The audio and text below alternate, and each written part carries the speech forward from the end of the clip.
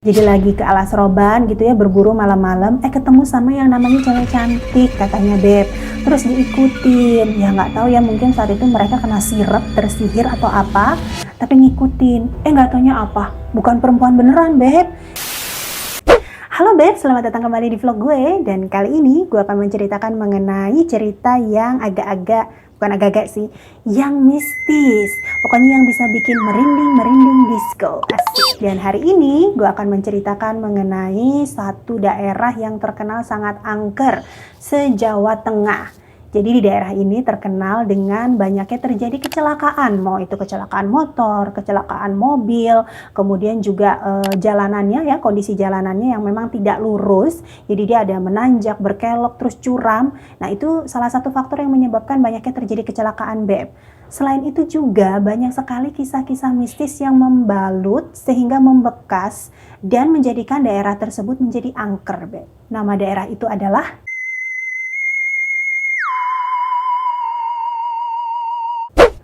cerita mistis atau cerita angker mengenai Alas Roban ini pasti udah sering banget didengar ya Beb ya. Jadi Alas Roban ini yang letaknya memang masih berada di kawasan Hutan Jati, Plelen Gringsing. Dulunya juga pernah dijadikan sebagai tempat pembuangan mayat-mayat dari korban Petrus atau penembak misterius. Itu terjadinya di tahun 80-an, zamannya era Soeharto Beb. Jadi kala itu memang tingkat kriminalitas dinilai itu sangat tinggi gitu. Jadi pemerintah ini mengambil cara gimana supaya bisa memberantas atau menurunkan tingkat kriminalitas ini. Jadi akhirnya pemerintah mengambil cara dengan menyewa beberapa atau banyak dari penembak misterius yang disingkat dengan Petrus. Jadi dulunya Beb, kalau misalnya terlihat ada orang yang sedikit beringasan, terus tatoan, terutama yang bertato sih yang memang mereka curigai, mereka akan pukul rata atau menganggap mereka-mereka ini adalah kriminal Beb. Tanpa babi bu, basa-basi, ina anu langsung tembak mati. Dan mayat-mayatnya ini mereka buang ke Alas Roban. Nah terus tadi juga kan banyak terjadi kecelakaan ya Beb ya, puluhan gitu. Yang namanya korban-korban kecelakaan ini kan mereka meninggalnya nggak wajar ya Beb ya. Jadi ada juga beberapa yang mengatakan para korban ini banyak juga yang masih penasaran, banyak juga yang gentayangan gitu. Belum lagi makhluk-makhluk astral yang memang sudah menjadi penghuni tetap di sana. Kayak Tante Kun gitu ya. Kemudian ada juga Pocica atau Pocong. Gue agak ngeri sih sebenarnya kalau nyebut-nyebut gini, jadi nggak apa-apa pakai istilah aja ya Beb ya. Terus ada Om Uwo, paham ya, yang gede berbulu hitam gitu. Oh my god. Terus aduh, belum lagi dulu kan ya kalau udah malam hari, dari maghrib menjelang maghrib ke malam sampai subuh lah, itu gelap banget Beb. Sepanjang jalan itu masih belum banyak orang jualan gitu, masih 1-2. Ini kan hutan ya, kiri kanan ya, hutan jati, jadi gelap gitu. Terus jalannya menanjak, curam, berbelok. Jadi pengendara yang istilahnya terjebak harus malam hari lewat sana gitu ya, mereka sering banget ngerasa was-was Beb. Kalau yang berani ya lanjut, kalau misalnya yang enggak, mereka akan nunggu. Karena Beb, selain angker, di Alas Roban ini dulunya juga banyak banget yang namanya bajing luncat atau begal. Nah, mereka-mereka ini udah ngincar nih pengendara-pengendara mobil maupun motor ya kan. Jadi untuk menghindari yang namanya terjadinya kecelakaan maupun begal-begal yang kurang ajar ini, para pengendara yang memang terjebak masuk sana pada malam hari, ya terpaksa menunggu sampai agak terang gitu Beb. Atau ya tadi menunggu kendaraan-kendaraan di belakangnya ada lagi. Paling nggak ada 5 atau 6 kendaraan deh gitu beruntun gitu. Baru berani tuh, jadi kayak konvoy kan. Kalau misalnya sendirian udah deh wassalam, mendingan nggak usah, beneran. Para pengendara mobil ataupun motor ini yang tadinya sempat menunggu Beb, akan berani kembali untuk melintasi Alas Roban itu jam 5 pagi ke atas. Jadi setelah subuh udah mulai agak-agak terang dikit gitu ya, baru deh mulai ngelanjutin perjalanan.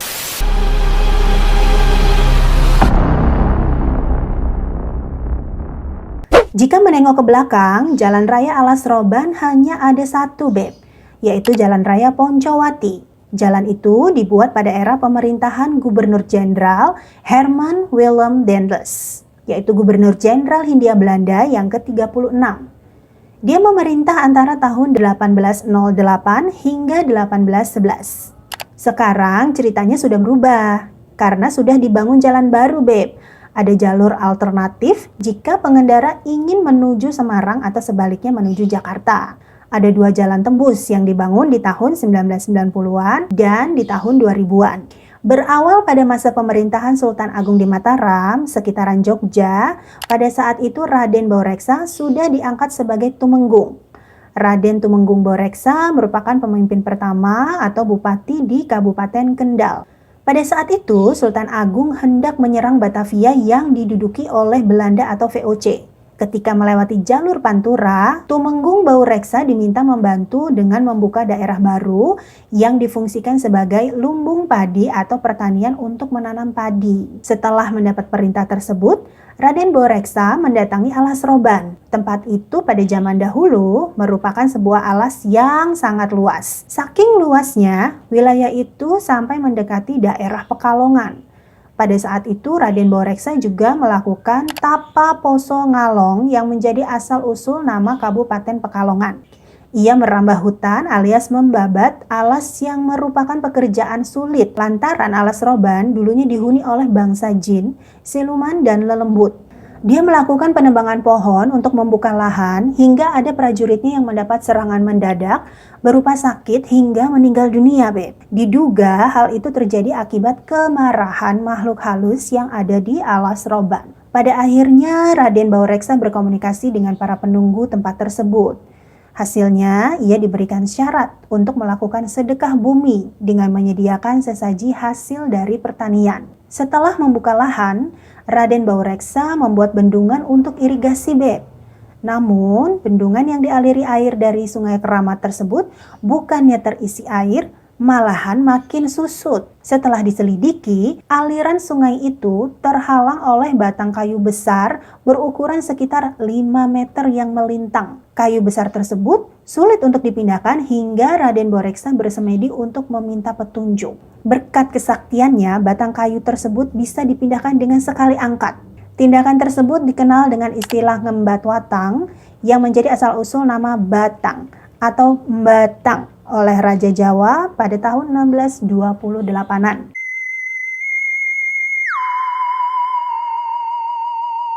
Selanjutnya ini, Beb, gue akan menginformasikan penghuni-penghuni tetap yang tadi sempat gue singgung di awal, yang memang sudah lama berada di sana dan seringkali terlihat atau tidak sengaja terlihat gitu ya, atau memang sengaja menampakkan diri kepada mereka-mereka yang berani atau sok berani sih biasanya, Beb, yang suka nantang-nantang gitu. Yang pertama ini adalah Sundel Bolong. Jadi kesaksiannya ini dulu pernah dialami oleh 2 pemburu, Beb. Jadi lagi ke Alas Roban gitu ya, berburu malam-malam, ketemu sama yang namanya cewek cantik katanya, Beb.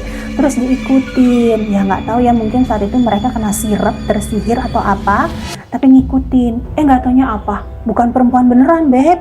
Itu ada paku di kepalanya, coba. Sundel bolong. Siapanya Susana tuh ya. Terus ada lagi, ini yang namanya pohon beringin putih. Konon katanya pohon beringin ini dijaga sama 2 makhluk astral, Beb. Nah, makhluk astral penunggu dari beringin putih ini tuh bisa dikatakan sesepuhnya gitu.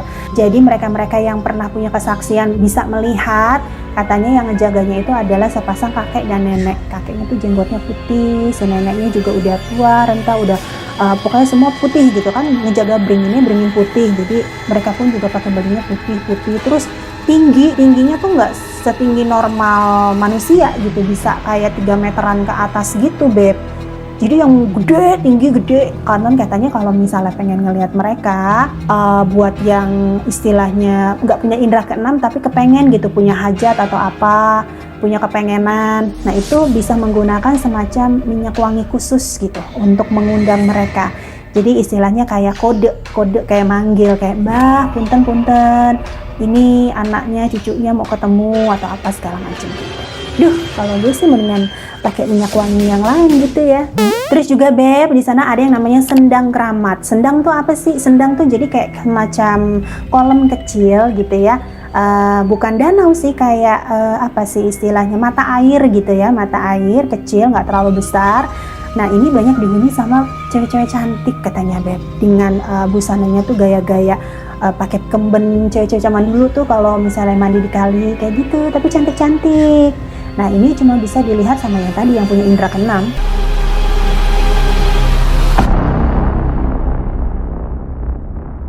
Nah, kemudian, Beb, ini ada salah satu cerita atau pengalaman mistis yang sempat heboh, sempat gempar gitu ya di dunia medsos Twitter. Terjadinya sudah lama, sekitar tahun 2001 sampai 2005. Jadi ini ada sebuah keluarga mau mudik gitu loh dari Jawa ke Jakarta. Nah, mereka menuju Jakarta ini harus melewati Alas Roban ceritanya, Beb. Jadi sekeluarga nih di dalam mobil ada bapak, ibu, sama anak-anaknya. Nah, untuk menghindari kemacetan, katanya mereka ini berangkatnya ini memang sudah sore gitu. Jadi lebih memilih perjalanan malam hari. Jadi bisa tiba di Jakarta pas pagi. Awalnya sih selama perjalanan mulus-mulus aja, Beb. Mereka senang-senang cerita-cerita, happy-happy, ketawa-ketawa, canda-canda. Sampai pada akhirnya pas mereka memasuki kawasan Alas Roban, ini agak aneh sih, Beb. Ya memang malam hari jalannya, tapi setidaknya harusnya kan 1 atau 2 itu mereka bisa papasan atau ketemu sama kendaraan lainnya. Tapi ini kok sepanjang perjalanan di Alas Roban itu sama sekali nggak ada kendaraan, Beb. Jadi cuma mereka aja gitu kendaraannya. Yang papasan nggak ada, kemudian juga yang di belakang mereka nggak ada, di depan mereka juga apalagi nggak ada. Pokoknya benar-benar sepi. Kayak seolah-olah Alas Roban itu hanya milik mereka sekeluarga gitu. Tiba-tiba mobilnya ini nih kayak nabrak sesuatu atau menabrak benda yang keras gitu, Beb. Dan saking kerasnya si ayah ini sampai menyangka kalau bemper depan dari mobilnya ini pasti penyok deh. Akhirnya turun untuk ngecek nih si ayah sama anak sulungnya namanya Hendra.